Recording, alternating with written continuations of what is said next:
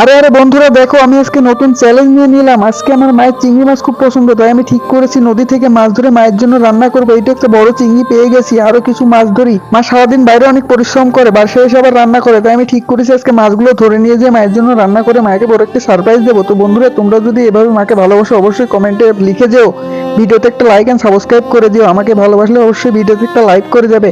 বন্ধুরা দেখো, আমি মাছগুলো ধরে নিয়ে এসেছি, বা মাছগুলো তো অনেক সুন্দর। মাছগুলো ভালো করে রান্না করতে হবে যাতে মা খুশি হয়। এই তো আমার রান্না পুরোপুরি কমপ্লিট, মায়ের আসারও সময় হয়ে গেছে। আরে টিঙ্কু, কোথায় তুমি?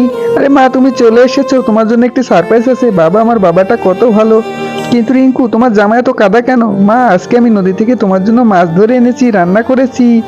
সত্যি বলছো রিঙ্কু, তুমি আমার জন্য মাছ ধরে এনেছো? চলো তো দেখি। ওয়াও, আমার চিংড়ি মাছ পছন্দ তুমি জানলে কিভাবে? এত বড় বড় চিংড়ি ধরেছো। চলো চলো, দুজন মিলে একসাথে আজকে মজা করে খাবো। এসো, সেদিকে এসো। ওয়াও, কি সুন্দর চিংড়ি মাছ। এ নাও, এটা তুমি খাও। সেই মজা। না, সত্যি মজা হয়েছে।